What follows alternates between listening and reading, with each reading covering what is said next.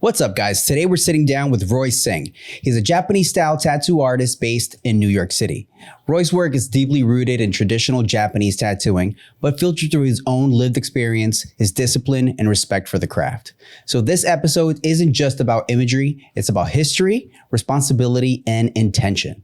We're diving into what Japanese tattooing actually represents, how the past informs the present, and what separates good work from bad work, and what it means to carry a tradition that's bigger than any one tattoo artist. If you care about tattooing as an art form, this one's for you.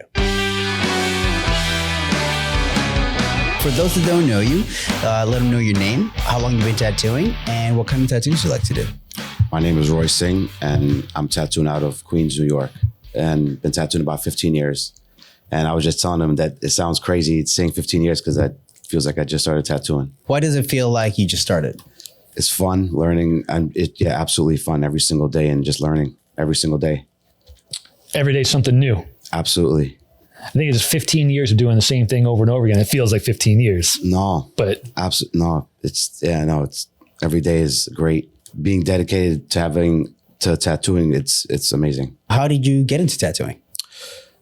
Man, since I was a little kid, I started tattooing my friends in high school. And since I was a kid, since I saw a bodysuit, I was obsessed with it. You have a bodysuit now? Yeah. I was 23 years old when I was done with my bodysuit. Whoa. Yeah, and my head is about 6 years old. Oh shit! Yeah. Wow. All done by the same person? No, a whole bunch of different artists. But Rodrigo Mello did my head. He did my stomach. He did this. He did this a long time ago. Wow. Nice. That's beautiful. I got it when I was 20 years old. I'm 35 now. That's awesome. What? Hold on, let me see that real quick. Look at that. Excellent. Wow. That's awesome. He just did this too on my hand. The background. Nice. No, but even up to now, it's even seeing someone with the shirt off and having, it's like, holy shit. You just get goosebumps seeing Japanese tattoo fit the body, how it flows. It's not that you just stick it, just like a regular tattoo, just stick it and paste it. You have to, it has a flow with the body. From your memory, when was the first time that you connected with Japanese tattooing? When I saw a bodysuit online when I was a kid on the internet, I was just like, oh, holy shit, I want to look like that. That's sick. Yeah. The first time I saw a bodysuit I was already in tattoo world, you could say. When I first saw a bodysuit that I was like, other than movies and stuff like that. Yeah. But when I was already in the tattoo world, I was already getting tattooed, and I went to a convention, I saw I went to the Roseland, and I saw the dudes just walking around with full suit, and I was like, wow, that looks sick. And it wasn't till a few years later after that I saw there was this guy at the shop that had some really cool old Japanese books. And then after that, the Shige book came out, and I bought that book. And there were so many suits there that I was like, insane. Yeah. I was like, barely any blacks, just straight color, right? Yeah. But the way that the layout of them looks so good, I was like, damn, I want to get a full piece. And that's when I was like, all right, I want to get something that's large scale tattoos. Yeah. So what was it about Japanese tattooing that made you want to be like, that's what I want to tattoo? Most people don't know for a while. No, I know. And that's what I started. Get a little closer to them. And that's what I started doing. And I was doing it the wrong way. And I still feel like I barely know what I'm doing now, but just doing it the wrong way for a long time, and just, getting serious and just, getting better at it.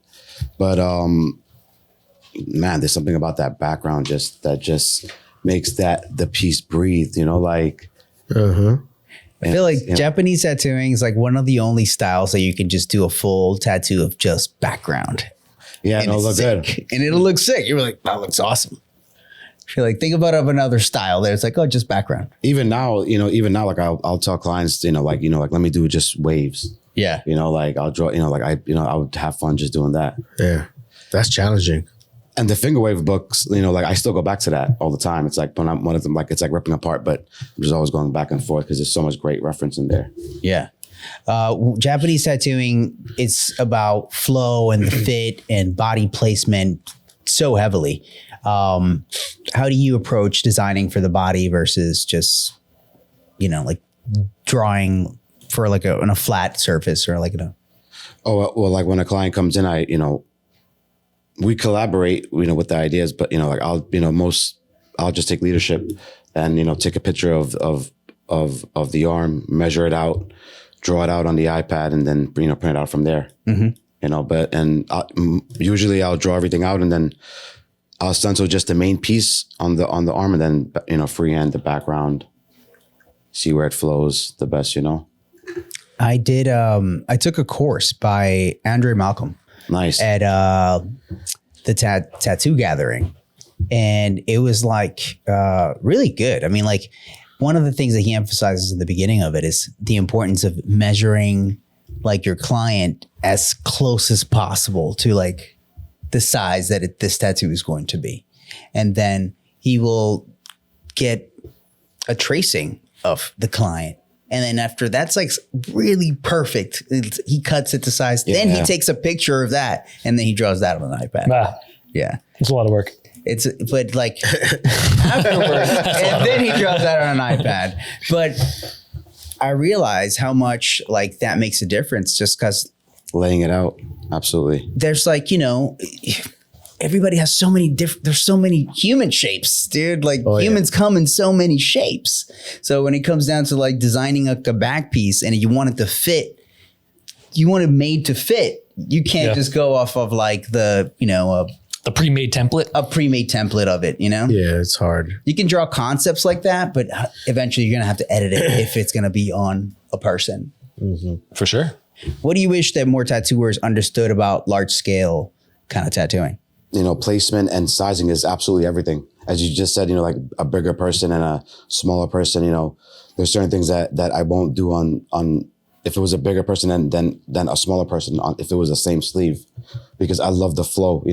When it comes to the meaning, I tell people, the meaning is cool, but this has to be eye catching and it has to have a flow more than anything. Yeah. I was gonna add to that. I was gonna be like, the first thing while you were thinking about it popped into my head. I was like, because I do Japanese as well, and one of those things that is essential when I'm looking at a piece, like let's say via Instagram or even back in the day in the magazines, and even when I try to do my work now, is there a flow? And the flow is so important because just like you said, there's so many shapes to the arm that sometimes, even something like, so where am I going to place this background? Like, okay, upper arm, because of the shape of it, really round and defined. This is where the whirlwind is going to go, and then start drawing the clouds there. But you're trying to also follow like the structure of the body. Like sometimes not too purposeful, but the design itself still lends to that there's a flow. Nice and classy and uniform. Correct. Yeah. Yeah. And that's challenging, to nail that. Yeah. But like I think of like an armor, like an armor sleeve. When I'm doing a sleeve, I think of like an armor. So I wanted to make sure it looks uniform like that, So that, that's what I'll do. I'll just start, sketching the top of the shoulder and the wrist before I do anything. Just so we can have a nice frame of it. That's awesome. Yeah. Do you think, I think with social media, Japanese tattooings, I think it's one of those things that I don't know. There's too much reference. There's a lot of reference, yes. But I think that it's one of those where it doesn't translate as well on like social media a lot of times. Just because like we're talking about, it's something that's made to fit and it's made to be looked at in like a spatial 3D way, It's like you don't get the effect until you're there in person. Until you're there to see it. A lot of times you see this dude with the entire bodysuit and you're like, you can go around and for like 5 seconds. And be like, oh, look at this. And then just like, it doesn't have the same effect. Yeah. 5 years and 5 seconds. Yeah, dude. It takes so much time. And you're like, oh man, I've been working on this freaking giant piece for months and months and months. And then it's finally finished. And then somebody was like, oh, that's cool. Yeah. Maybe if you're lucky, two or three like fire emojis. Oh yeah, dude. I'm like, damn, bro. This took so long. But it's like, I guess it's good. It's fine. Double tap, keep it moving, bro.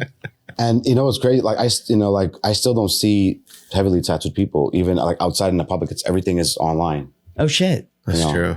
Yeah. Everything that I see is just online. Because I'm always looking to see, like who has sleeves when I'm walking out.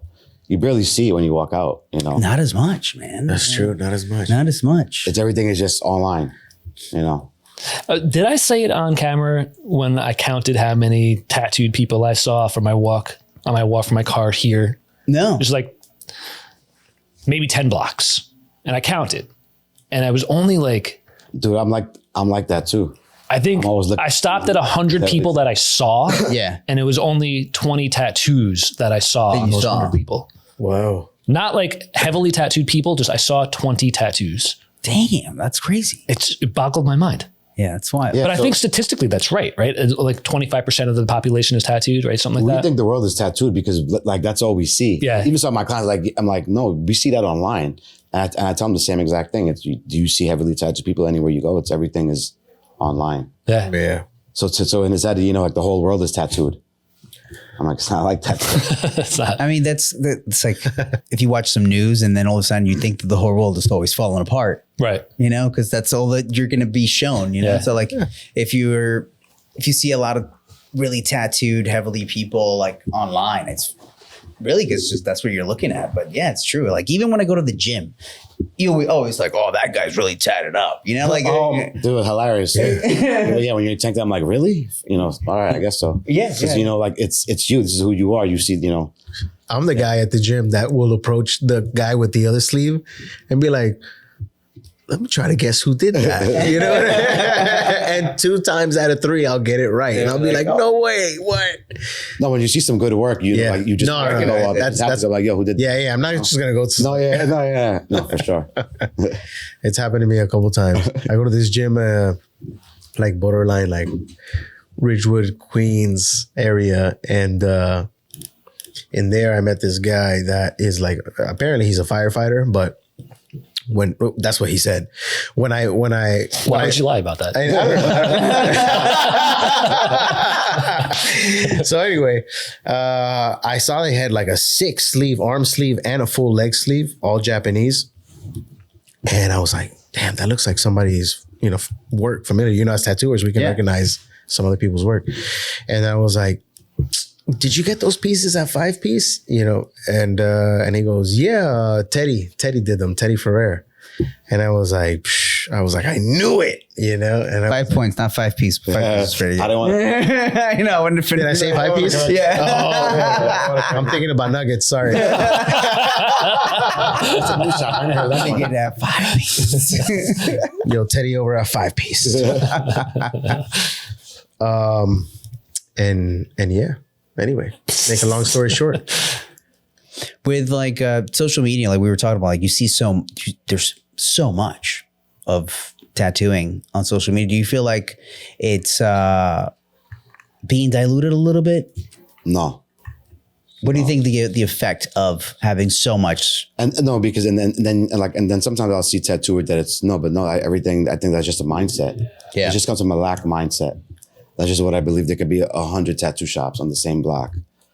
There's enough for everyone to eat. Is there? That's just the way I think. And I'm just saying, like tattooing is it's not slow. Isn't You don't it? think? Just kidding. So how's the shop? How many people are at the shop that you work at? No, it's just me. Just you? Yeah. Okay. Yeah, just my private shop. All right. I'm gonna challenge you on that though, because I feel like we've talked to so many people who tell us how slow they are, and like we even see it here. It's pretty slow. I think that being in a private studio, it's hard to kind of see, like, because you're probably working on clients, right? Yeah. Who approach you and say that you want a tattooed. Yeah, man, it's quiet out there. Yeah, I would say it's quiet too out there, just because like there's a difference between like, when you're around, like a group of like 7 or 8 people and there's not a same level of consistency, like of going around, and it varies so much depending on like somebody who's been tattooing for like 15 years. It's wild to think, right? That somebody that's been tattooing since 2020 has already been tattooing for 5 years. Like they already have. Yeah, like when you say COVID, exactly, because COVID's 5 years Yeah. ago. It's like, oh, they've been tattooing for 5 years. 5 years, yeah. you know? And like, we've spoken to a few tattooers that are young that have been like, oh, I started like right before COVID and then like right after COVID. And you're like, damn. COVID babies. Yeah, the COVID baby tattooers. Some are, some are not, you know, for different reasons. I agree that it can be busy for the people. Like, all right, so perfect example. We were talking about OnlyFans before. And you hear all these girls talking about how much money they're making. And they're like, yeah, I'm making millions and millions of dollars. But if you look at the overall picture of it, 90% of the girls on OnlyFans are only making like $100 a month. It's the 0.1% of the girls are making the millions of dollars. All that dough. So there is money to be made because of the 0.1%, they're making like that group of people are making like collectively like $1 billion a year. So there's a lot of money, or however many billions of dollars a year that you know, OnlyFans as a company is like making, right? But only a very, very small percentage of the creators are making that money. 90% of them are not. So there's money to be made, but majority of the people aren't making the money. Why do you think that is? Marketing, talent, beauty. Yeah. Right? So multiple factors. I would say there's one. Same thing with the tattoo world. Like there is money to be made. There's a very small percentage of the tattooers who are just banking it and making a really nice living, but majority, I don't know if it's 90% like it is with OnlyFans, but majority of them I would say are not really doing that great right now. Yeah, I would say like, you know how every year you hear is like the tattoo industry is bigger than it's ever been. And like, yeah, it actually is. Every year it is bigger than it's ever been. It keeps growing, but as in more people in the. But I do think that all the money still keeps going. The statistics in the next 10 years, it's about to hit, like look it up, it's about to like, I think 10 to 15 billion, you know, in the tattoo industry. Yeah, I believe it. No, it's you know, it's getting crazier. I love it. Yeah. So something about that number, right? And this is, I just thought about this now. We're saying like, oh, $15 billion is going to move around the tattoo industry. Do we think that money is, that's industry, that is industry money. Mm-hmm. Do we think that that's money that is going to be generated through tattoos that are done in customers or through the raise in tattoo education, tattoo schools, tattoo products being sold, more things like that, like through the marketing of tattooing and all the side products. And all the side products, you know, of it, or really from the fact that, oh yeah, tons of people are getting tattooed. That's where all this money is that's moving through the industry. Just because like, I feel like we're in a spot where, you know, like I see the videos of people that have these like tattoo schools and there's like 15 people in there. They all paid money to get in there and to buy equipment. How many of those people are not going to be doing it? In India, they have like 100 people. I thought it was AI, but it's actually a real video. Oh my God. There's people in there was like 200 people. All learning? In a warehouse in India, just like females, and it was just crazy. In a warehouse learning how to tattoo. So that's what I mean. So like all that money, there is crazy. A ton of money that's going to be moved through there. But then how is that going to be like, how many of those people are going to eventually lead productive and good tattoo careers to be able to do something with themselves and turn it into a good thing? I don't know where it's going. I don't know where it's going. We just got to go day by day and just enjoy the experience. I agree with that. I take it one day at a time. I'm lucky that I still get to do something that I really enjoy doing. Yeah, absolutely. Absolutely. Most people don't. That's like sipping a margarita as you see this like shipwreck happening. Enjoy the experience. Oh, that's the way I look at it. You hear people's screams in the background. Like, it is what it is. Yeah. Enjoy nothing the is good or bad. It's just an experience. No, I get you. Enjoy the sweet music as the Titanic goes down. I'm adding to the entire scenario. Like, fuck it. Yeah. Like, when a client comes to you to get a Japanese tattoo, how do you approach it?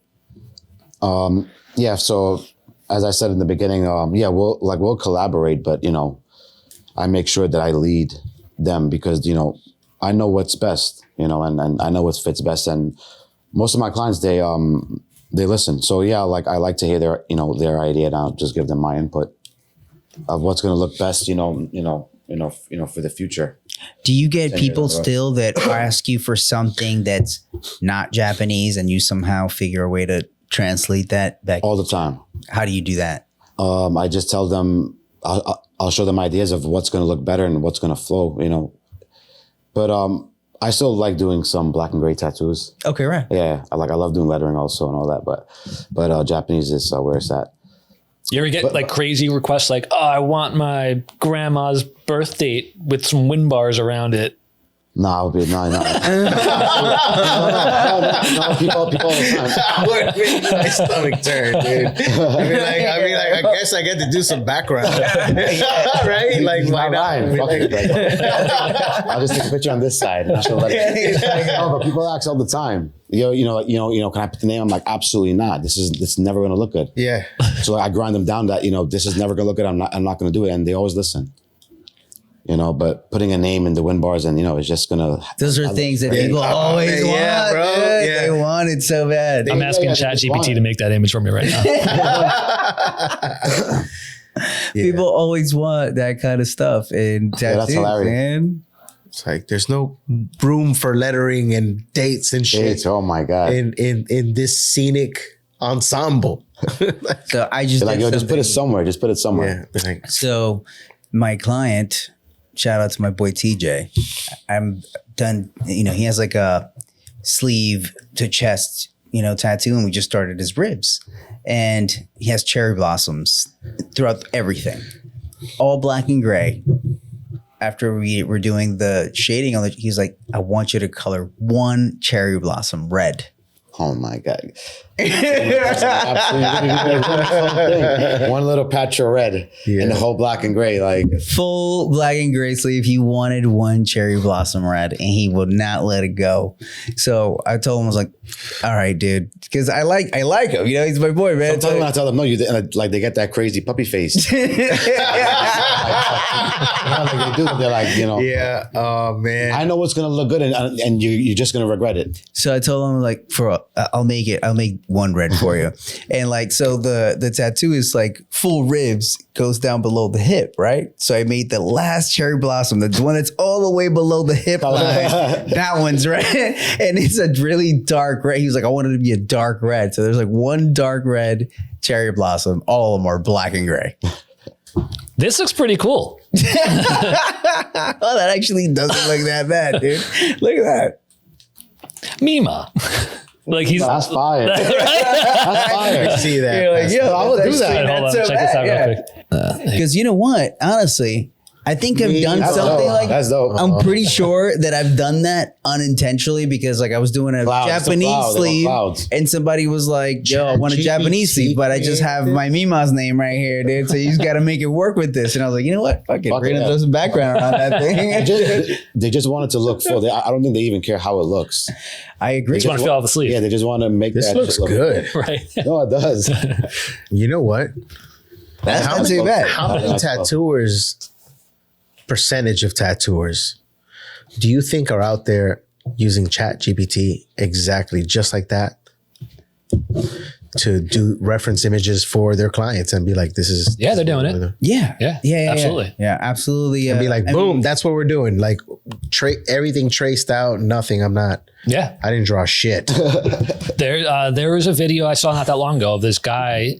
He was like unapologetically just showing that his client asked for whatever, lion or tiger or whatever. He punched it into ChatGPT, got the result, showed his client. The client was like, yeah, fuck yeah, that's awesome. And then he traced it and slapped it on him. And it was it was like, bing yeah, bong. dude. And he was like defending. He was like, yeah, why would I look for reference and, spend hours doing Why would I draw? Why would I draw it? This is perfect. Yeah, no, that's crazy. Yeah, like I have clients. I tell clients all the time, don't show me nothing AI, because I have clients now that send me, now that ChatGPT is out, clients always send me AI references. I want to look like this. Yeah, I'm like, don't send me anything. Just tell me what you want, and then I'll sketch it out. I'll draw it out, and then we go from there. But do not send me no AI references. You know what I just found out? You can now like turn off the AI pins that are coming on your Pinterest. Oh, really? Yeah. Shit. You could. There's like the three little dots underneath each picture that will give you some options, and it'll, if it's an AI image, and usually you could tell, you click on like, don't show me any more AI images. That's and then freaking just like awesome. the uninterested button on Instagram, they'll start to learn like, okay, this guy doesn't want to see any more of these. Yeah. I can't even scroll on Instagram anymore because I really can't tell. I really have a hard time telling what's real and what's fake, and what's real and what's fake. It's tough. It's tough. It's tough. The other day I saw a post by a tattooer that I like, and I was like, oh, that looks kind of AI. And then I looked at the caption, and it was like, this is a design that I want to tattoo. But it looked like already like it was done already. It looked like it was on the person. It was moving and shit. And I was like, whoa, that looks really good. And then because that's what made me stop. And then I looked and I was like, oh, and it was like, oh, that's a tattoo I want to do. And I was like, damn. If you didn't read it, you would have never known. Yes, absolutely. That's crazy. Do you see the video that was going around about the snowstorm in Russia? Oh yeah, with the building just looking like it's fucking fully. Oh yeah. The guy from Barstool Sports, he made a video about it, and he was like, this is definitely not AI. I know it. And he went on and on about like, these crazy snow drifts, and guys were jumping off the buildings, and the government had to tell people, stop jumping off the buildings. You don't know what's underneath the snow. You're going to get hurt. He made like a 2-minute long video. And then the next day he was like, fucking A, guys, this is AI. I got duped. Oh, it's so good, dude. Dude, it's really good, and it keeps getting better and better. So think about this now. Even all the news from like 5 years ago, how do we even know if that's real or not? I'm just saying, like, that's the way I think. From 5 years ago when AI wasn't out, they just put it out. We're They're there. like, We're there. I already. can't You mean even when tell. they already had access to AI, but we didn't? No, exactly. No, Yeah, of course. No, Yeah, exactly. yeah. So think of all the news and stuff, which I don't watch, but now I'm thinking about how much shit they put out that was fake. That's We we never know. No. Yeah, No, we're never never gonna know. Shit. Shit. Man, I was replaying that video. I know, it's so good. It's a classic one. Have you ever turned somebody away because you kind of reached that point where like you're trying to guide them in the right way, and they're like, nah, man, I really want all the names in every win bar, bro? Or do you just go like, all right, bro, you're gonna give that win bar a name? No, yeah. I had a client recently that I tattooed him, like I tattooed him a couple of years ago, and he came back to me and he wanted to do some lettering and some praying hands and beads, and I didn't really want to do it, but then I actually sent him to another tattoo artist that I'm like, yo, he'll crush it. Yeah. Go to him. He'll crush it. And then he comes back like I think like a couple of days after, he's like, yo, I can't get tattooed by anyone else. And I'm like, what the fuck am I supposed to tell this guy? Because I've tattooed him before, and like I felt bad. If it was a new client, I would have been like, no, but I've tattooed him many times, and he's just like, I don't want to get tattooed by anybody else. I even sent him to another, tattoo artist. This guy will take care of you. But after he came back, he had that crazy face on. I'm like, fuck it, I'll do the praying hands and the bead and the name. Yeah. With some win bars. No. No, trust me. I talked to him. Like I tried to talk. No, he wasn't. He was that one client that wasn't budging. He was like, nah, dude. No. Would you do a full back piece, just the hands, rosary beads falling off of them, and then win bars? And everything? Yo, see how that looks? Yeah. That's crazy. That's crazy. Yeah. Yeah, You like could just like I gotta fuck with that. Yeah. If somebody comes up with a crazy idea and you can't figure out how to do it, that's a good way to get you a starting point. Yeah. it's for you like this is what you think? That's insane. Like this is what you think is gonna look amazing? Yeah. Right. Shit. No, but there's nothing. It feels good to draw. Shit out. It feels good to make something. It feels one of my favorite things ever is being able to draw something on skin, tattoo it, even if it takes like forever, and then you finish that prompt. You're like, oh wow, I actually made art there. Yeah. Drawing on skin is so nerve-wracking though. That's why it's cool. Yeah. That's why it's cool. Can't erase. You can't. Well, yeah. Not very well. Really? Nah, you can never get it completely clean. Yeah, it's not supposed to be. Yeah, because then you do That's it your loose completely- sketch. Yeah, then you do it completely clean when you're applying the machine to skin. Yeah. That's when you clean things up. The times that I am most successful drawing on the skin is if I drew it on paper first, got a plan, and then draw it on the skin. But if I'm trying to like find a composition and let's say I do a whole layout and I'm like, nah, fuck that. I don't like that. Let me try something totally different. And now I clean it, but it's still like a little bit of a ghost there. And now I do a new composition. I don't really like that. Clean that. Like if I'm trying to figure shit out Yeah. and I'm like wiping a lot, And by the end of just a couple of sketches, now it's like I got an orange arm. And starting, instead of from skin, I'm starting from like layer 2. I don't know. That doesn't bother me. No? If I orange arm, a bunch of green everywhere. Oh, yeah, blue, yeah. I like seeing that. I like seeing I like, oh, that's a little shading already. It's a battlefield. It's a battlefield. Yeah, dude. Like that doesn't bother me that much. Yeah. It's more like if I'm working somewhere where like either the back of the, like if let's say it's wrapping around and I have to freehand something, if that back of the arm is going to be laying for a while, and then I'm like, that thing might kind of. You gotta put some paper towel into that. Yes, then you do that, but it's still not guaranteed that you're not going to smudge that a lot. That's the only time that like when I'm working on a freehand piece and I'm like, oh fuck, I wish I would have stenciled this or something. What were you saying the other day about something was sticking with the stencil stuff? You freehanded something. Yes. So this was cool. So the other day I drew something on and I drew it on with blue. I think it was blue. Okay. And then I used a brown marker to do my final drawing. And then I used I think it was some stencil stuff. Because I was stencil grip. stencil grip, right? Stencil grip. So I dropped the stencil grip on it, and then I started kind of just applying it everywhere, and it took away all the blue was gone, but then all the brown was just perfect. So it took away what we were complaining about. Like, oh, you still see all those layers. When I did that and I wiped it off, I was like, oh shit, everything's gone. Only If it's brown, it sticks around. it's that brown Sharpie don't play. that brown Sharpie. I never used brown before. Pro tip. Yeah, dude, brown Sharpie. Did I say that? Never used brown before. Try the brown Sharpie. I was like, damn, this is good. And unlike the black one, it doesn't like shouldn't have spread said out. that. Yeah, and the black one smudge. spreads. It spreads. The Great. brown one does not. I regret So I saying was that. like, I'm gonna get some brown one. This is pretty sweet. Yeah, that blue and brown combo was fucking awesome. Save the blue with the brown. So why did you put the stencil grip on over your marker? There was another piece that I was going to stencil on. Oh, okay. Oh, well, that makes sense. And then did that hold your marker on even more? I guess it doesn't really matter, right? That's gonna, I think it did kind of like help the brown marker stay even longer because I was like wiping it and it was just staying there. I was like, this is crazy. Like this is really good. But that was a good technique.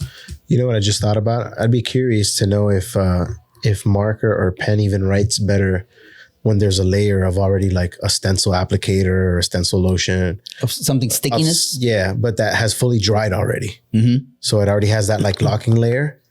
I'm trying to think about like would the marker or the I used to do that with grip better? That's a good idea because when it gets, You know what I mean? It's like that white dryness. Correct. Yeah. I used to do that with Dettol. I used to put like a layer of Dettol in the whole arm and then draw. Yeah. And I felt like that Dettol, as it's seeping in, it was just helping the marker also seep in even more. Yeah, that makes sense. I see what the Dettol you're cleaning though. Yeah. What you're saying is like pre-sealing. Yeah. It's like you're priming almost. Yeah. But also even with you remember when we did the standstill demo, we were talking about like, oh man, you could just like, you have a freehand piece, you can just like spray it with that. Yeah, I've seen sprays like that before. I've never used it before, but I've seen artists, you spray it on, it seals it. Yeah, and it seals it. And we're like, oh, After you drew it. Yeah, after you do it. After you drew it. which would be sick. Stencil stuff had that. Yeah, for a bit. Yeah. That stuff would make my designs bleed though. It did. If you put on too much, it was too wet. Yeah. You had to do like almost like really light Light mist. mist, and you could layer it until you got a nice cover. But you couldn't just do one thick one and it would just get all screwed up.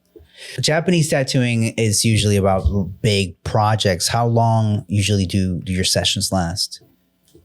'Cause I've seen you have a lot of back pieces. Yeah, you know what's crazy? Like what I've noticed after COVID, people handle the pain differently. It's like their pain tolerance is on another level. Because I have Better or worse? better. Yeah. Yeah. Like last year, man, I was tapping out on some clients because I have some clients that I was doing some back pieces on that they're taking nothing, no medication, no numbing cream, and they'll sit there like 9 hours. Damn. And I tattoo pretty fast, so we're getting an insane amount done, you know. But yeah, so I noticed since after COVID, people just, and especially like now, people just want to sit. They just want to sit a lot longer. And I don't give a fuck what you use. You can use numbing cream. I don't care. I don't care at this point. Yeah, I don't care if you. I don't care what you use. You can use whatever you want. Yeah. Whatever makes you feel better. Yeah.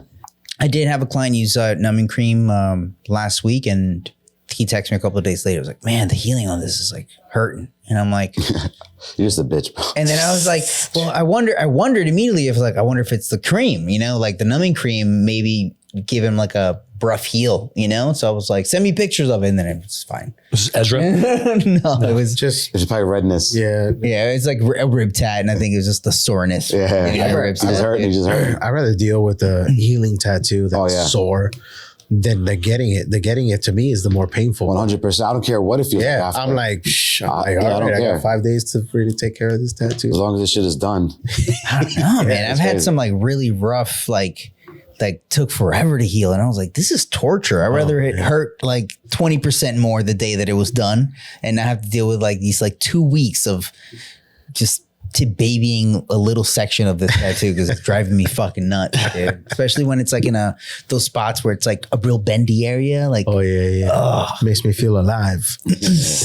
I mean, everybody has this part right here. Oh, yeah. Tattoo, right? Yeah. How shitty is it to just like deal with the corner of that? forgot. The corner. Oh my God, dude. That corner just It was pretty horrible. When I got my knees done, It was pretty horrible. getting up the next day, I couldn't get up for like an hour. I had to like really shake my leg. It was that swollen. Sheesh. That was the only pain that I remember. I was like, Distribute the fluid. yeah, no, I couldn't even move my leg. I was like, holy shit, I couldn't bend my leg. You know? Damn. Yeah. I remember thinking that both healing and getting the tattoo like directly in the ditch was a lot easier than I expected. But like right outside, like I remember like this spot right here on the tip of this guy, that hurt way more than the actual ditch. It's like the side of the forearm. yeah, it's like elbow-ish. this little corner right there. And then when that's healing and you're bending that right there. Yep. Oh That crease. man, that crease is the worst. I've had to touch that crease up more than on people, I think, more than I can count. What advice would you give people that want to get into Japanese tattooing? Best advice, I tell people to do anything. And actually, you know what? I tell people all the time, because artists ask me all the time, you know, can I do apprentice under you? And I tell them, I speak very nice to them. I'm like, no, and I even talk to them. I tell them the best you could do is go on YouTube. We have too much information in our hand, but you rather fucking take cat pictures. But we have too much information on our phone to become the best tattoo artist in the world. There's too much information on Japanese tattooing on YouTube. I've seen a few, but there's, you know, if anybody wants to start, there's an insane amount of information. Yeah, it's more easier to do anything now than it was, you know, when we were started tattooing, you know. There's too much information. There's too much information. Everything's out there. To not be the best. I think that also most people would never do like a true apprenticeship. Yeah. And definitely not like a true like Japanese apprenticeship, how they do their apprenticeship. No, because the It's like information and the access is right it is. there on the Right other there. side of the other side, yeah. So it's right there. You don't have to like, there is no secret, you know what I mean? There is no like, oh shit, if I don't learn from this guy, I won't learn nothing at all. Nothing. And you know, and like anybody asks me, I'll tell them. Even if you ask me the first time on Instagram, like I'll tell it to you. I don't care, because you know who cares. I just saw a video of like, oh my God, why am I butchering his name? I'm not going to say his name. As a tattoo artist from Philly, and he was saying how like there's like pigment mixes that he still will not share with anyone. He's like, no, those techniques and those mixes were given to me by people, and I'm not going to give those to anybody. Yeah, that's hilarious. You know, people. You know, some people think they own tattooing. Like she's been here way before we've arrived, and it's, you know, in 100 years we're all going to be dead. So who gives a fuck? Like, just share the information. I don't know. That's interesting because I mean, part of me. I don't know. I'm not him. So I don't know. Yeah, part of me feels that way, and then part of me says like, well, you know, like if it's like if you. I mean, if that's his brand and he's making money, then I agree with him. Well, 100%. You know, I don't think he's selling it. I don't think he's making pigments to sell. He's just making pigments that are really good for himself and mixing them for himself and maybe for people that he knows. But I think that's the difference with like if you have like a. Yeah, nobody, you know, who likes people like that? If you like learn, I love that shit. You know, like, yeah, I was like, if you learned like an awesome recipe, right? If you learned like an awesome recipe to make something, and you're not planning on being like Famous Amos or something with your cookies. Because here's the thing, right? like if I have the best lasagna, no, but even if you give the recipe, damn right? well better believe that I ain't freaking telling you how to make it. But look, not it's telling energy you put nobody. into it. It's energy you put into it. So even if you give him the same exact recipe, it's never going to come out exactly how he how he does it. True. I don't That's just the way it is. I don't even want you to get close. Matt Buck's going to join us. Oh, Oh yeah, buddy. Nice to meet you, brother. I'd be like, you think I want anybody coming to your restaurant? To your restaurant? like, not I'm like, giving this they're making recipes. the line for this lasagna. like I'm not giving these. I'm like, I mean, it's not. We're not in the Crazy. restaurant business, so it's not like we're holding out. Like, what's the point of holding out? no. I'm cooking up sweet tats. But it's like, let me give you like a quick little tidbit, right? Like there's so many tattooers right now that have saturated the market that it's just like, Flip that the other way. it's hard to be original. It's hard to stand yeah. out. It's hard to do anything, right? all So know, like they all if know. let's say you're just an artist, right? And on your Instagram profile, you just happen to use this red in everything, a little bit of it, or like something like, let's say you do like some traditional work, right? But there's this look to your traditional work and it has this one red that catches everybody's eye, and everybody under all the comments, everybody's always asking you, yo, what red is that? What red is that? What red is that? And it's making like you it. stand out. You know what I mean? Yeah. Yeah, Sorry, you're not getting it. It's I'm like, it's a red. It's a red. It's a light red, you know, but if there's something that makes that special, like let's say the dude is only using like, he makes that red. Yeah. Or it's a small batch that was given to him by somebody that had their way of making it. Like even in tattooing and like pigments, right? We're so used to using the predispersed pigments that are like the major brands that were back in the day, of course, that's still known, like Intense, Eternal, Starbright. But there are just this whole field of different powdered pigments that you wouldn't believe how you see some of these pigments like look at where they're just recently applied and or healed. And it leaves you kind of like being like, whoa, that red looks like so velvety, so silky, or that blue or that whatever. And sometimes you end up finding out it's like some shit you cannot buy, you know? So there's a lot of people that hold like little things like that very sacred. And I've been a part of that in a way where I've like figured out like certain yellows, certain reds. Like I have some inks that the dudes don't even like mix the ink anymore because like, let's say somebody died or they just gave it up. You know what I'm trying to say? Yeah. And those are things that sometimes like in an era where we're all sharing so much, I still like to keep some things to myself. And I don't think that's personal greed. It's more like if something took... And overshare. Yeah, I'm not going to overshare, especially on things that took me a long time to acquire certain things, certain knowledge. I don't care how easy it is to access now for anyone newer, you know, that's just coming into the pool. For me, I'm still going to be like, you know, because like there's certain things that I still hold kind of like, oh, that's my special pepper. Yeah. Or that's my little ingredient that I'm not going to tell you. But I like those little things. You're right. It makes things kind of like interesting and special. But Seeing how you put it that way, that 100%. nah, I know. But, you know, sometimes like that's just because I'm like fucking obsessive. And I like, you know, like even down to like the inks and the mechanicals of things, I want to know like what's the optimal of every little section of everything I'm interested in, especially in tattooing, like machines, pigments, you know, like needles. I feel like a lot of us are also kind of like a little bit like that. Cause I mean, we're always like, what? Like I don't think anybody here, especially in this room, is anybody that just sticks to like the same old. Like we're always trying to try the new needles, Try the new something new. cartridges. Oh, the new rotary, the new coil. Like we're always trying to be like, oh, what else is out there? Yeah, absolutely. You know, so That never ends because it's just so. It never ends. Yeah, that never ends. you know.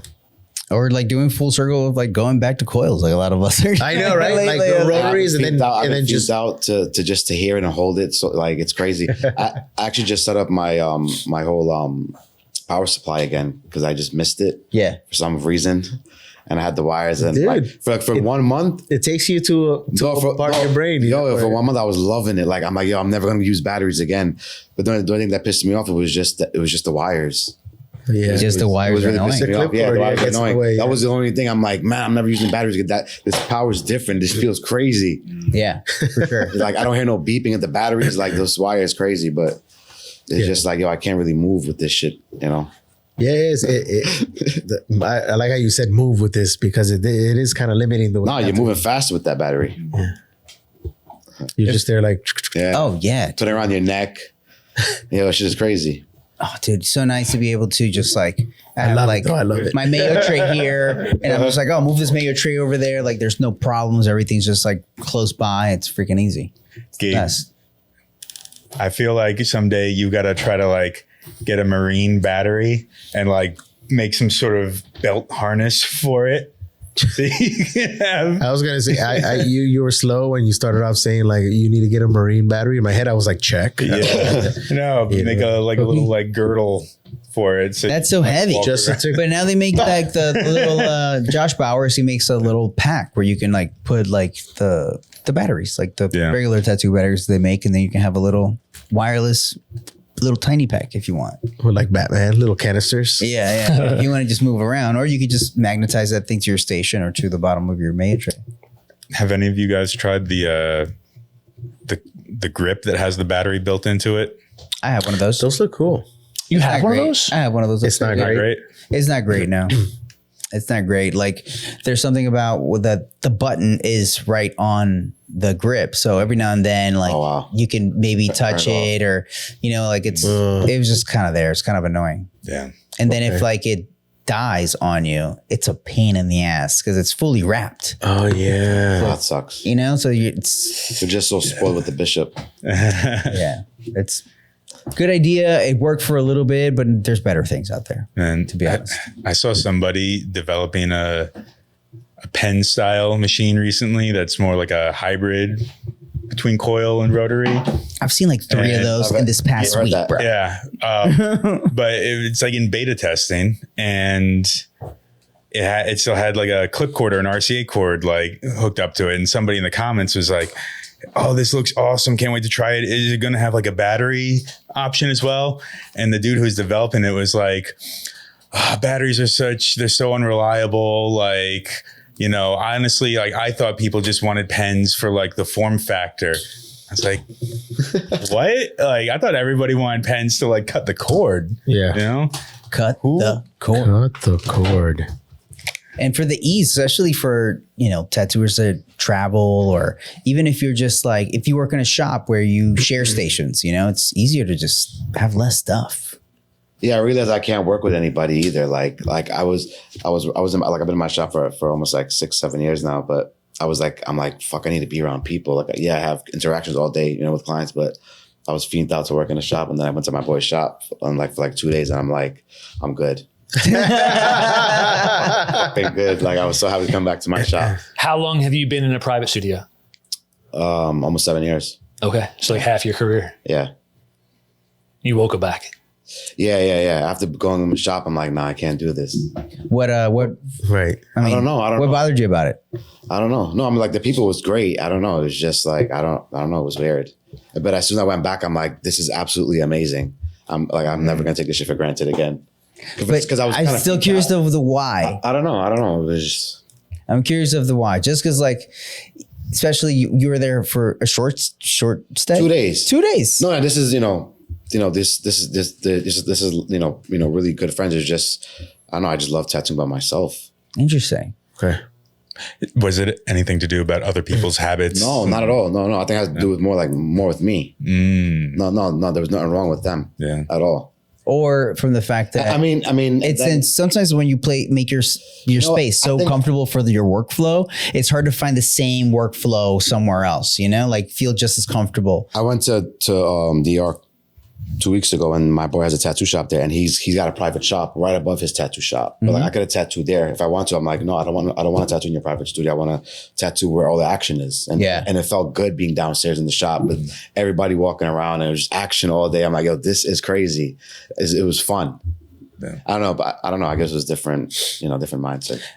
Different mindset. Sorry. I saw that you just went to the Dominican Republic to tattoo. Yeah, that's what I was just talking about. Okay. How was that? That was good. Yeah, my boy has he got a tattoo shop, and then his private shop right above that. But yeah, I was just tattooing, right downstairs in his shop. Sick. How was it? It was dope, crazy. First time in DR? No. I've been there before. I was tattooed there before a couple years ago. Nice. Busy. But, yeah, it's hectic over there. Super hectic. Cool. No one speaks English. No. Yeah, I can't speak Spanish either, but but it was fun though. It was just, island vibes, I guess. Yeah, island vibes, man. Island. And were you doing and your to me- work? Or yeah, yeah. Like I did a few tattoos. I started. I was starting a half sleep, but my battery died, and I'm like, fuck it, I'm not doing it anymore. Like I'm not gonna, try my battery and try to fucking work more. My battery died. Whatever. We'll just, do it when I come back. We'll call it. Yeah. But yeah, it was fun. How long into it did your battery die? I don't know, like maybe like 2 hours. Oh no. And I was really getting into it. I was like, fuck it, I'm not gonna, try to tattoo more. It's not that serious. Like it is what it is. See, that's why I'm like, God damn. If you could just power up. No. Plug right in. Oh, yeah. No, it was either I had to charge my battery, wait an hour, and I don't think they had power supplies there. Oh, Oh yeah. All battery. Yeah, everyone uses Pens. pens. Everybody's using pens because Yeah. it's the quickest form to entry to tattooing. Just get a pen. You're probably gonna, even like someone with no skill will do a okay job No, yeah, absolutely. doing like a quick tattoo me a heart. I feel like somebody would be like, okay, could follow that along. Let's think about that. If someone's getting into tattooing, they need to buy equipment from scratch, but they don't want to get like cheap Amazon stuff. They want to get quality stuff. Yeah. Would it be any cheaper to buy a pen that has a battery or to buy a decent coil with a power supply and a foot switch and a clipcord? $100 on Amazon, you get the pen, right? Well, that's what I'm saying. They want to get quality machine. Yeah, So they're going to get a wand. They're going to get a critical dudes tool. that are like, I don't know, really good tattooers swear by the $100 Amazon pen. Yeah, I was gonna say that too. I was gonna like, there's pens that are not one of the top brand names that are pretty good. I know because I have a couple that like some guest artists I've brought from Europe, and I'm like, I've never heard of this in my life. But, Also, I'm not advocating and for it's pens, pretty by the good. way. Just, you know, And I'm like, oh, these are my pretty boy good. that has a tattoo shop. All the artists there, they have. They have the best machines. Yeah. And he brought them bishops, and they were like, "No, they don't." They're like, "No, I don't want this shit." And I'm like, "Yo," and like that shit's great. But like, they rather use that machine. What do they use? I don't know. You don't remember it? No, yeah. Curious. Yeah. No, but he brought them bishops. They're like, no, they don't want to use that. Dragon Hawk. Dragon Hawks, bro. Yeah, like you remember that day when we were using the disposable tattoo machines? Yeah, they were terrible. I thought it was fine. He hated it. He hated it. I used it all day for that set. Like, this is fine. I'm like, I'm broken with this. So like, this is fine. You throw them away that day? Yeah. After I finished tattooing, Maybe yours was glued together a little bit better. it didn't fall apart. It just didn't have like, it wasn't super punchy, you know? It just, the motor wasn't super strong. That's crazy. But like sometimes there's tattoos where you don't need the motor to be punchy, where it could just be nice and it still was nice and consistent, yeah. you know? So I was like, I need to have like, I think that's all you really need, and just a little punch, nice consistency, and you're good to go. I think so. Unless you're doing like, If it's a little fucked up machine. if I was doing like the machine was good enough that if I was just going to do like little fine line shit, more than enough. Yeah. Not that much resistance from that many needles, Exactly. right? Not from that many. You can just be like, oh, sweet. Psh, Yeah. even better. It's so soft. It's definitely not blowing out. Doesn't have enough force for that. It's so soft. Remember when we used to joke about a 3 mag? A 3 mag. just that. You look at Gabe, just like, oh, It's just a triangle. Just the one needle up top and two at the bottom.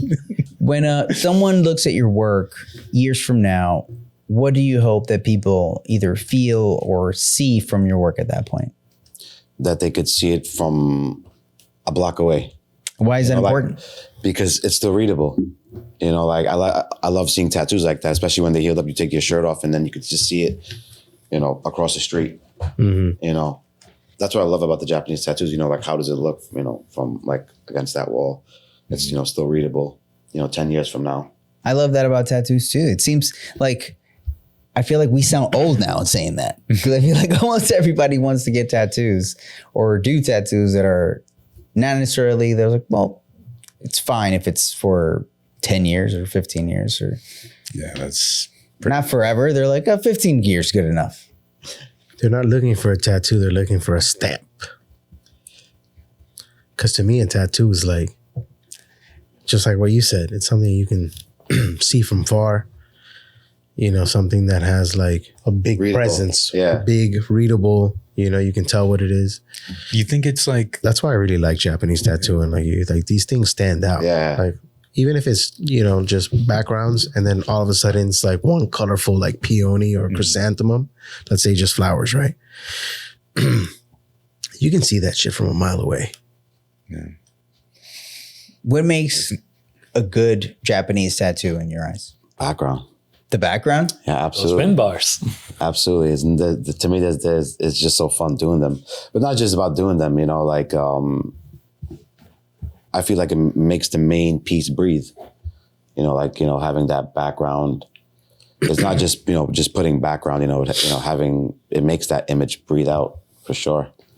And it has a crazy, beautiful flow to it. It does. I think it's the part that makes Even now, like suited. I love seeing beautiful, well done Japanese clouds and waves. Like, man, that flow looks so nice. It creates a dimension. Yeah, it's just crazy. Agreed. have you seen Gabe's leg? No, It's pretty badass. Gabe's leg is just background. Nice. It's just rocks and Nice. waves and some clouds. I gotta check it out. Chris killed it. Chris Garber. Did it. Yeah, nice, man. Dude, it's so good. It made me want to be like, Chris at 5 I just want pieces. background. nah, dude, I'm thinking about like doing my back is like just back, Cinco, just back, cinco puntos.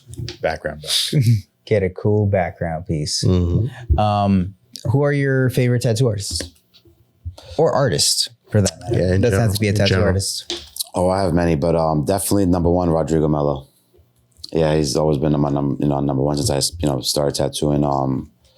Ivan Zazi, I hope I'm saying his last name right. Ivan, the Brazilian tattooer. He's pretty old now. No, I don't know. Ivan Zazi, but yeah, he's done some crazy Japanese suits, and like I just seen him on Instagram recently too, and he's like really old and shaking. I'm just like, man, he's like really shaking. He doesn't, like seeing him do like his hands shaking while doing very tiny pieces now because he's not much older now. But Yeah.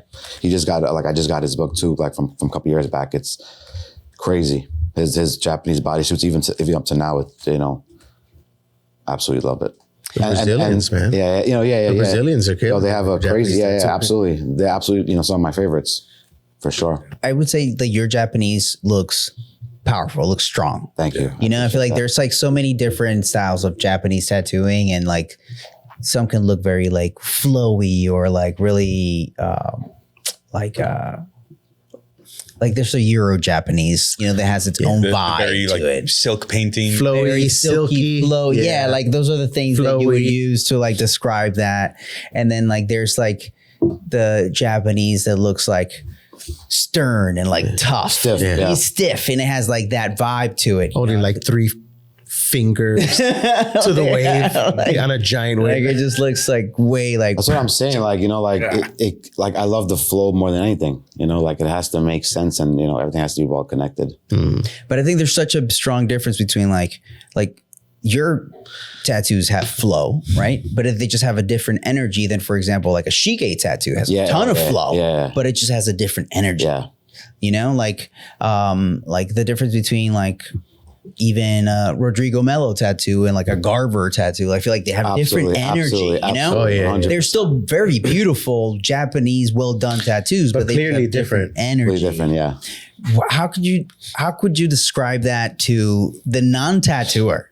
Like what is that? Like that vibe that we all can see it and we can kind of like point it out, but it's hard to describe to someone. Like, Yeah. No, it is hard to describe. But I guess it's just different energy on a person. But what's the difference, man? I don't know. I think that's the beauty of like the Japanese style of tattoos, that it can have like if you ask like for that Fudo Mio from this person or that person, like even if they're doing the exact same pose, you know, which is like the classic iconic stuff, it can still have such different vibe, you know, like overall. And I think like that's one thing about Japanese tattooing that always attracted me to it, that there's all of these like iconic like motifs that just, and all the folklore, you know, and all of that, and they still look good, you know? Yeah. Simple tattoos are the best ones. And those simple designs, even the Hanya mask and the, like, I can never get enough of drawing it and doing them. Like I would, you know, still feel like a kid doing a Hanya mask tomorrow. It's like the best thing you could possibly do, you know? Oh my God, so much fun. It's great. Menacing, aggressive. Yeah. The honey is a pretty cool image. Yeah.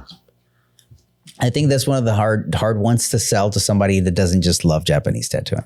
You're like, I don't want this demon. Exactly. Yeah, I want this jealous I don't want this demon. Scornful. Is the one spirit of a scornful, jealous woman if you're a Spanish guy, out for revenge. if you're like a Dominican guy like me, like you show up to your house, y ese diablo que tú Ese diablo. y ese diablo que tú pusiste en el brazo. Where were you born, over here? I'm Dominican. Yeah. Yeah. But that would be like what my grandma would be like if she saw like, oh my God, you got the devil on you. Oh my God. No. It's a Japanese tattoo. It has nothing to do with the devil. Oh my God, you got a devil on him. There was this when I used to work in Long Island, there was like at a shop a long time ago, there was this family right next door, and the kid I used to buy him food all the time. And like I used to, and his mom was kind of forced. So like I would pay for his haircuts, and even when I was doing that, his mother in front of me always warned him, "Do not go in the tattoo shop because they believe they work with the devil." Yo. I would die of temptation. And like I'm like, you know, just she would always tell her son, "Do not go inside the tattoo shop." I'm like, yo, what the fuck? I'm like, I'm giving this kid haircuts, giving him fucking food. This is what you're telling him. Shit is crazy. What did the water boy's mom always say? Yeah, shit is hilarious. What was her line? Ricky, Women are the devil. it's the devil. Ricky. Yeah. Women Not are Ricky the Bobby, devil. no. Not Ricky Bobby. What was his name? Shit, what the hell was his name? Bobby Boucher. Something Bobby. I got the second part right. It's Bobby Boucher. It's Bobby Boucher. It's Bobby Boucher. Tattoos are the devil. He's from the South. He was from a swamp, Louisiana, right? Yeah, I think. Was that from Louisiana? I don't know. I haven't seen those movies. I know there was quite a while. Oh man, Yeah. so good. When we were just talking about who are your influences on your tattoos, we're naming tattooers, but you know, there's that whole thing about go to the roots, not the fruits, for the inspiration in your work, especially with like something that's such a long lineage as Japanese tattooing does. Are there any like ukiyo-e artists that you draw inspiration from? Not so like that, but man, I just have so many references in the book that I go back to, and I feel like I try not to look at too many stuff because it just confuses me. But I try to stick to like those 3 books where I just named at the beginning. Those are like my hardcore books that I would always look at just to have that flow again of it, you know. Because even if I do copy it and like I try to make it the same, it's never gonna be like that, you know. You know, and it's just gonna have its own flow to it.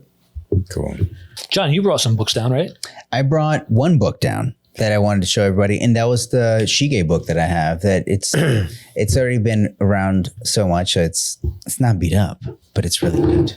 And then I was gonna ask you guys to tell us about a book that you like, but this is my copy of the Shige book. Look at these guys. Awesome. And all of these green things were done by Matt Buck because he loves to put, this guy loves to put bookmarks on other people's books. They're easily removable. I know. But that book is amazing. If you can get your hands on that, which you probably can't, but they have to have either like, Yeah, that's an old one. you know, I don't know if that's like a reprint one or not, but man, that book's good. Does that have pictures of drawings or pictures of completed tattoos? It has pictures of completed tattoos, some drawings, some in progress tattoos, and then it has of the full beginning of it. It's more of like the story of Shige as a tattoo artist when he was doing, before he was tattooing. He actually used to be a mechanic in Harley Davidson, I believe. No way. Well, that's Yeah. crazy. And Yeah. Philip Blue, absolutely 100% Philip Blue. I'm always going back to his stuff and references in his books, like, I think that's like every tattooer's number one, right? Yeah. Yeah, dude, Philip. Big go. Yeah, I love that book. It's just the book is just so well put together. It's just super inspiring. There's also like a few interviews with some of the people that got the bodysuits. Oh, cool. Especially there's one lady who has like a full bodysuit, and it takes a very special person to have no tattoos to be like, I want all the Bodysuit, tattoos. absolutely. Yeah. Absolutely. And like, you know what? I absolutely love that. Yeah. More than anything, like, wow, this is insane dedication. I actually read a while ago that, he doesn't do anything. He's straight 100% sober. He doesn't try to put anything in his mind. He just wants to be 100% focused and conscious and in the moment type shit, right? That's That's what I read somewhere, about him. That he doesn't fuck with anything at all. Yeah. That's interesting because there's the artists that don't do anything at all. The artists that are like, bro, you got to take some ayahuasca, bro, if you're gonna, And then there's like what did we do with the coconuts? The kava. The kava. Yeah. We need to do a ceremony right before we start. We're gonna drink my this God. kava, dude. Overall, I feel like no matter what it is that you're gonna do, whether you're gonna take the kava, the ayahuasca, or whatever, I feel like it's a personal experience, whether you, Absolutely. whatever gets you to that focus level, that should be fine. After all, we're not doing surgeries, guys. No, yeah. We're doing tats. Yeah. Until you have a bad trip in the middle, Yeah, right. Imagine sweating into the open skin. I think weed is just more than enough. that. I think weed is enough. Yeah. Weed is enough. I don't smoke weed or do drugs anymore, but I remember when I was an apprentice, one of my mentors was like, I didn't smoke weed then. He was like, Matt, you got to start smoking weed now so you don't freak out while you're in the middle of a test. I was like, all right, yes, So it's like required. Start now so you don't freak out later. What's one book, Matt, that you really like that you want to share with people? Oh man, you want me to run up and grab it? Yeah, sure. If you have All it, right, grab I'll it. be right back. But like he was saying, like some of my favorite like ukiyo-e artists, like Kuniyoshi and Oh, absolutely, guys, for sure. I feel like, man, And Kuniyoshi, like I still look at his references. It's like absolutely the best of the best, and So someone who doesn't know anything about Japanese, and I'm talking about myself right now, what is this ukiyo-e that you speak of? that is kind of like the art of the floating world. It's like the Japanese prints that you see. Okay. So that's really all that it is. Look at Sebastian. And all that became very, very popular during the Edo period of Japan. That's when like they were like in the height of the kind of like the culture and you have all these things kind of combining, where it's like there's money, culture, there's now starting to like open up, like the culture to other places being able to come into Japan, like all of that's happening around that time. Okay. So like it was just like you could say it's like a moment of like renaissance, Sure.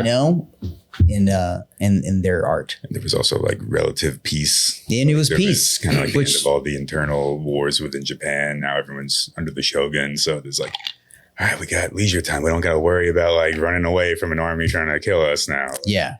And now we got all this money in this merchant class. So, we want to buy some stuff.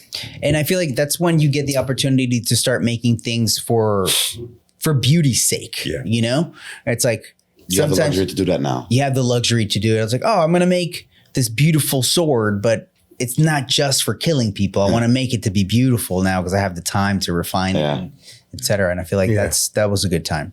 Did you guys ever see when Hokusai made, like, did you see what age he made that great wave at? And like, did you ever seen like The progression of it? Yeah. I've seen the progression drawings. I recently just seen that. I was just like, holy shit, because I didn't know that he made the great wave at such a late age. I think it was like at 79 or some shit, or shit. 8 years old, right? That like that he made the actual great wave.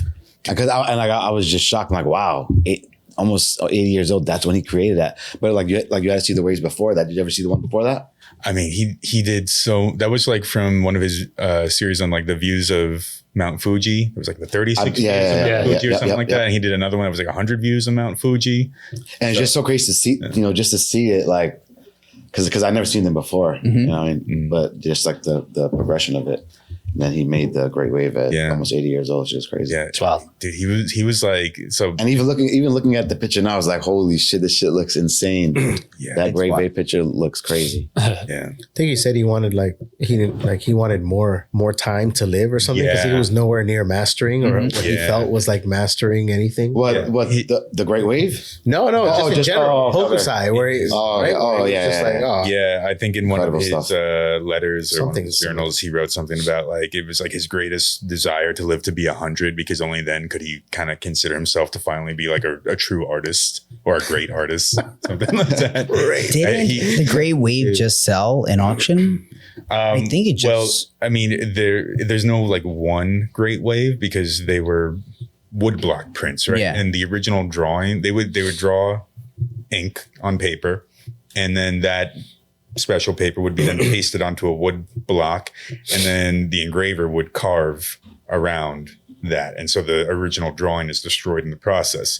So the really valuable stuff are like the early impressions off of the wood block, because the wood block gets gonna less keep and getting less worse and clear worse. the Yeah. more impressions that you make on it. Right. So really early, really good impressions that are like registered really well. Yeah, where there's crisp no- and sharp. Yeah. Yeah, where the colors are all like inside the lines because they would have different blocks for each color. And that have received the least amount of aging or trimming, you know, or wormholes in it over the years. The ones that are in like the best condition, those sell for like a lot. So yeah, you can look on like Sotheby's or Christie's websites. You can just like search for Hokusai in there and see all the Hokusai stuff that's sold. You can sort it by price, so you can see like, yeah, usually the most expensive I stuff. want to is buy sold one of for, those. like, That's bodysuits with crazy. skins. Yeah, one just I gotta get one of those. recently sold for a whole lot of money. yeah, well over $1 million. Yeah, for a print. Yeah. of the Can you print. look that up? I don't know. Yeah, I'll look it up. You're talking about the skin bodysuits, right? Yeah. I would love to have those. Oh, the one of ones in those. the. Oh, this comes from a fallen feudal warrior, 1567. You know what I mean? Like Edo, like I'm massacred. Somebody's gonna slay Edo me. period. Yeah, that sounds You know, right. like So am I to believe the way that you're explaining it that it wouldn't be Hokusai who would actually do the engraving? It would be somebody else, right? Yeah, usually it was like 3 people that were involved in the ukiyo-e prints. There was the designer, the artist who would draw the design. There was the engraver and the engraver's assistants and apprentices or whatever who would be responsible for carving the wood blocks. And there would usually be like a different block for each color. And What a then crazy different block process. for the line work. And then there was the printer, and the printer was the one who was responsible then for like applying the pigments to the wood blocks and then laying the paper on and getting that all in the right order and making sure everything was registered like really well. So like when they were carving the wood blocks for the line work and for the color, they would also carve registration marks One time. like one in each corner, or like two of them, like one in the top left and one in the bottom right, to make sure that when they laid the paper on there, it was coming like from that. exactly Yeah. like, you know, centered. So yeah, it was, and usually it was, from what I remember reading, like the printer, the one who was like applying the colors to the blocks and putting it, would get kind of like the most praise for having like kind of the hardest job. Wow. Ironically, I would think that carving the stuff would be. That would I be know. so like, oh my God. They're like, oh, I gotta carve this. So we looked up that the Great Wave, the one that I was talking about, sold in November 2025. One of the early impressions, 2.8 million. Oh my Wow. Yeah. goodness! Yeah. I would have bought it. And what's so cool about like looking at all these ones that sell at auctions, like you can see the early impressions, like they have differences in the ways that they're colored, the ways that the background is. I gotta check that out. Yeah, it's pretty cool. A lot of the ones that he did of Mount Fuji, like in like clear weather and stuff, they have all these different colors. Some of them look like a cloudier sky. Some of them are. I just recently seen those, Yeah. and they're just it's just real trippy. It's just amazing to see how just so simple and flat, you know, Yeah. and no, it looks good. What's crazy about Hokusai too is like it was, I think, yeah, inarguably like the most prolific of all the ukiyo-e artists. There's like well over, I think, 30,000 pieces attributed to him. And those are Wow. just the ones that are attributed to him and like known about. And I don't even know what he looks like. he has a couple of like self-portraits within some of his drawings, and like he usually depicts himself as kind of like a hunched over little bald monk looking dude. You know? But man, like he was a machine. It looks like he never stopped drawing ever during his distractions, no phone, just work. Something plus years of life. And when John was asking us some of our favorite books, I mean, I just got these relatively recently, but they've become some of my favorites. It's like Hokusai's manga, which is not like the graphic novel form of an anime. These are like his sketches of just tons of different various objects, animals. This is like a 3-volume set that I got here. So this one's like the wonders of nature. Then we got life, Edo life, city life, flights of fancies. Like this one, I think you'd really like. This is like the all the mythological creatures in there. But yeah, I love this because like my favorite thing to tattoo is animals. Like I just love like powerful creatures, and it's like what would a Japanese elephant look like? And it's like, whoa, there's Hokusai's big hairy elephant. Of like a big hairy elephant. Yeah, that's great. It's so good, and just even these simple little ones, like he would just fill a page after page of like ink drawings, and like a lot of his students were the ones that would collect these, and he'd be like throwing them out, and they're like, no, let me get that real quick. A book, like. Yeah. So just how simple. Look at this cute little lion dog there. Looks kind of like Sebastian down there. I think it's so a dog simple. or a cat. No, that's definitely a dog. Look at that. Oh, that is definitely a dog. Yeah. It's like a little See, like I would use that in like Lapsapso type of. I absolutely love how that looks. Oh yeah, the way he does the steam. That background photo is crazy. Yeah. And dude, like, you see the Great Wave. That's the one he's most famous for. But he had so many different ways of drawing water. There's another Hokusai book that I got recently, which is Hokusai's Brush, which is just a collection of paintings and just by Hokusai, which are fairly rare. But these are just the paintings that are in the Smithsonian Museum. Oh shit! Cool. The dreaded Smithsonian. Right, and there's release those giant bones. Let's see them aliens, and there's a big scroll in here that this one, it's got like so many different styles of waves within this one piece, and they're like, oh, this is probably what he was like making as a model to teach the students that were the apprentices in his workshops. I can't quite find like the good picture of it here, but here's him demonstrating different like wave patterns in there. So yeah, Hokusai, he just did everything. He's amazing. And he did everything in so many different ways, and all the different ways that he did them, most of them are like really good. Some of them are like kind of wonky and not as well drawn, but most of them, it's just like, man, each of these would make such a good tattoo. Just a little bit of tweaking, maybe a little bit of simplifying some things. Some things can be wonky, but still feel good. Yeah. And I feel like it also depends on like the what, right? Like if you draw a funky duck, it wouldn't feel as weird as if you like draw a funky girl face. Yeah. Funky like duck. Wonky tiger there, right? It's still powerful looking, even though it's got kind of like a dopey face. Yeah. If somebody's like, oh, I want a tiger, but I don't want him like mean looking. I want his mouth open. It's like, okay, Hokusai does like, some docile looking tigers, but they're still powerful. I want him looking like he's yawning. This one's, look at this composition where like neither of the main subjects are actually looking at all at the viewer. Look, showing you the back of her head, and then this thing's just kicking back. Yeah. It took me a second to figure out what I am looking at over here. All this up over here. Look, here's all these other different ways that he would. Wow. Love how that looks. Yeah. No, I'm definitely getting that. Ooh, look at the flow of that water right there, dude. These are great. Wow, look at that. Look at the flow of that. Just power. Water. Look at that water. Yeah. That thing got flow. If you see this water, looks like a bunch of dragon claws. Mm-hmm. Like this whole. Oh yeah. Look at that whole left side right there. Yeah. Yeah. Hold up to the camera too. Look at that. Yeah. A lot of the rule of three going on. Yes. Yeah. Look at these guys. Look at this side right there. There's all dragon claws everywhere. This whole side. Cool book, man. This is good. Really, really good. Yeah, it's fun stuff. Siamese twins. Travel size too. It is a travel size book. It's pretty good. And then the front of it, guys. Yeah. Crazy books. Hokusai manga. Hokusai manga. What have you, Gabe? What's your favorite Japanese book? I'm gonna go grab it. All right, get it. Oh yeah, that's one of my favorites too. Ichibe. Oh yeah, Good old Ichibe. yeah. Yeah.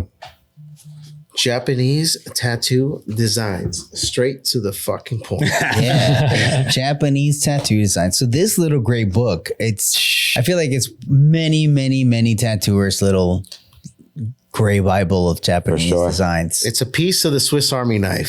Sure. Oh, you took all my bookmarks out of it. You know, one time I was at, I bought my version of that. I bought my book in a Barcelona tattoo convention, and I believe it was Tintin that was like, when I was getting that book, he came by, he was talking to the guy that was selling me the book, and he's like, love that book. He's like, I still use that book when I'm drawing certain things. I was like, and I'm like, that's crazy. It's from Tintin, dude. Mm-hmm. And I'm like, it's just an amazing book. Hold it A little higher. a little higher. Right there. Yeah, good.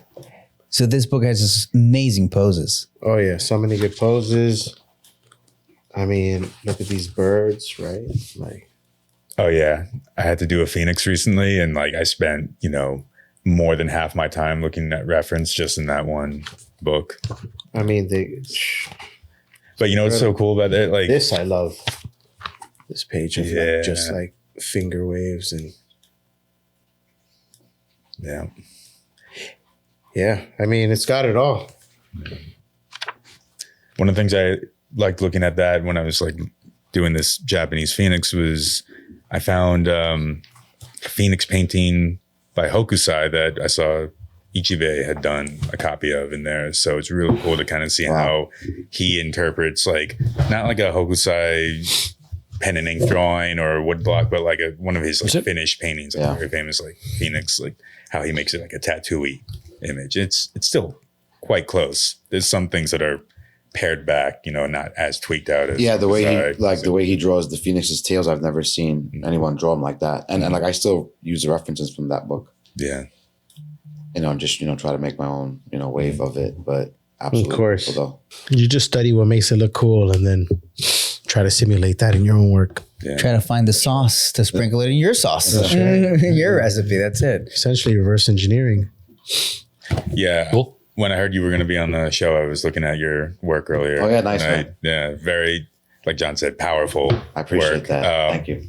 And I feel like there's a spectrum with Japanese work from like very, very simplified graphic work to like very tweaked out over the top where it's like no longer traditional. Yeah. It's like kind of like Oh yeah, you can tell. You can tell. yeah. Even like past the Euro Japanese kind of stuff we're talking about.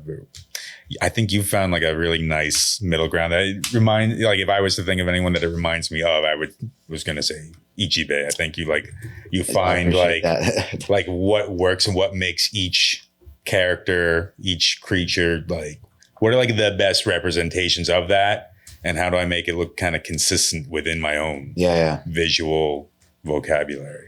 I appreciate that. Yeah, Hey, but as I said, I'm still learning every single day. Like it's a great process. yeah.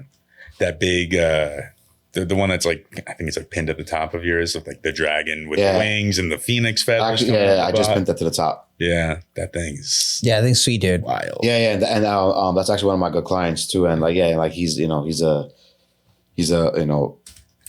very he can take pain very well. He'll sit for crazy amount of hours. Yeah. That's just like I just think people are just excited about it. I think I have more clients that are just so excited about it, and that just makes a difference. Because I want them to be excited. I want that. This feels good. You being here with me. Yeah. Yeah. Let's fucking do this, man. We're gonna have a great day. Yeah. And what's crazy? I have like severe ADHD. I can't do shit unless it's being with my kids, tattooing or drawing. Other than that, I can't sit down. I'm serious. But even now, tattooing for 10 hours, it literally feels like 1 hour. Oh shit. even up to this day, like I'll tattoo for 10 hours and it feels like 1 hour. I'm like, it's crazy. Dang, that's a superpower. Yeah, You guys don't know. Do you guys feel like that too? Or not at all. No. Certain, Not at all. some days. I'm still blown away, even after 15 years, even up to a couple of days ago, yesterday. I can't believe like in 2 hours have passed by. It feels like 20 minutes. And that's the only thing that I can do. Because anything else, like I can't watch movies or even TV, or I can't take me like a month to watch a movie because I just can't sit down, you know. But tattooing it just feels so good. Tattoos get you in the mental Yo, it's zone and crazy, that yeah. little Wow. fucking I mean, flow state. No, but every time I'm tattooing, man, like for real, like that shit, crazy hours feel like 1 hour. that's awesome. Like I've had moments like that, and honestly, dude, it almost scares me, bro, because it almost feels like. And I hope this doesn't sound crazy to you guys, but it feels like my life is flashing before my eyes, bro. Bro, it's January know, 22nd. yeah. How fast the month went by. You know, like I don't know, man. Like my first 10 years of tattooing now feel like a big blur. Yeah. Like For sure. they Like, feel what like the a heck blur, happened? dude. Like what the fuck? Where did those 10 years go, dude? Yeah. Fuck. So that's what I mean. That is like when those days like that where I'm like, oh man, I feel like fucking 24 hours went by and I feel like there were two things that got done. That sweet tat and then me just doing all the other shit in my life. But like, I don't know. There's part of that wants me to find like better balance, you know? Yeah. Yeah, that's the thing too. You know, like you got to have a balance, and sometimes I just overdo it because I don't. You know, I just can't. I think tattooing is just a good time for me. Yeah, it's fucking it's fun. It's a fun time. So so I can't imagine.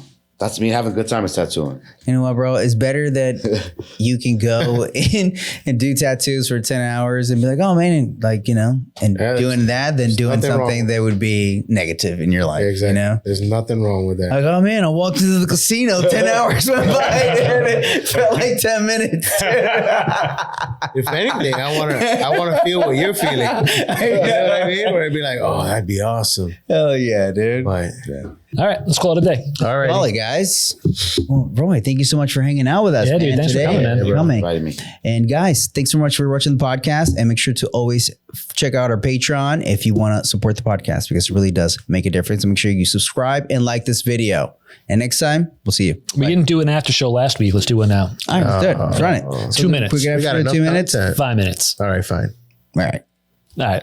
If you want to support the Patreon and help support the show, check out patreon.com/honest tattooer. Sign up to be a Patreon supporter. Any level will get you the after show. Any level except the free level. We don't put anything on that. And then you just get a couple of extra minutes of us chatting it up. Yeah. Hell yeah, guys. See you soon.